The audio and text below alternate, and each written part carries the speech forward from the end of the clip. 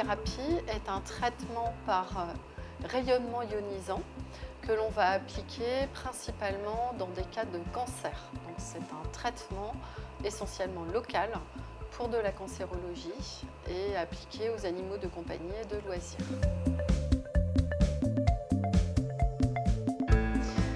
Alors la radiothérapie, comme je le disais, c'est un traitement avant tout local, à la différence de la chimiothérapie systémique. Donc la radiothérapie concerne avant tout des tumeurs à risque de récidive locale, après chirurgie par exemple, lorsque les marges ne sont pas saines après chirurgie, et généralement sur des animaux dont le bilan d'extension cancérologique est négatif. Donc l'objectif est dans ce cadre plutôt curatif, alors que la chirurgie seule ne le serait pas et la chimiothérapie pourrait être insuffisante.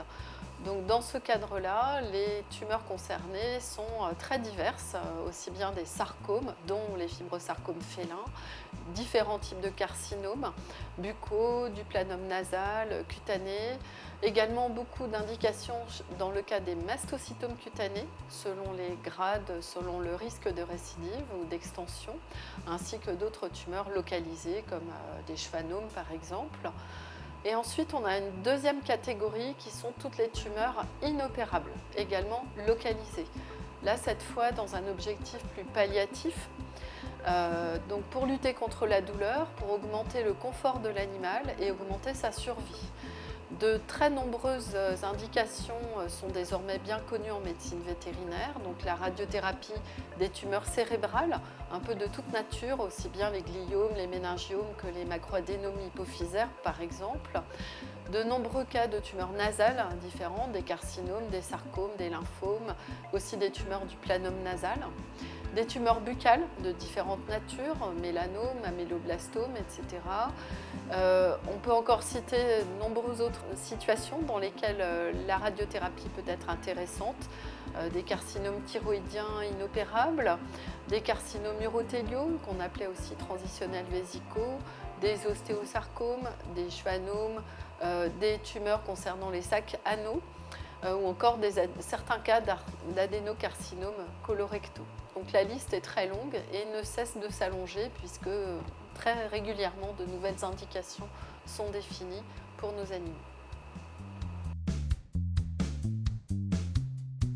Alors une séance de radiothérapie ne va pas se dérouler isolément, il faut généralement plusieurs séances pour un animal pour pouvoir obtenir le bénéfice de ce traitement. Donc les protocoles s'échelonnent entre 6 séances et une vingtaine de séances selon les situations, selon les cancers. Le traitement se déroule toujours sous anesthésie générale, une anesthésie générale légère et de courte durée, mais qui est indispensable pour garantir l'immobilité parfaite du patient pendant le traitement. La séance ne dure que quelques minutes, chaque séance est très courte et en fonction des protocoles, en fonction des cancers, va s'échelonner sur plusieurs semaines de traitement. L'ensemble est précédé d'une consultation en cancérologie qui va définir si ce type de traitement est indiqué, ainsi que d'autres vérifications préalables qui garantissent que l'animal va bien pouvoir bénéficier sans risque de ces différentes anesthésies et de ce traitement.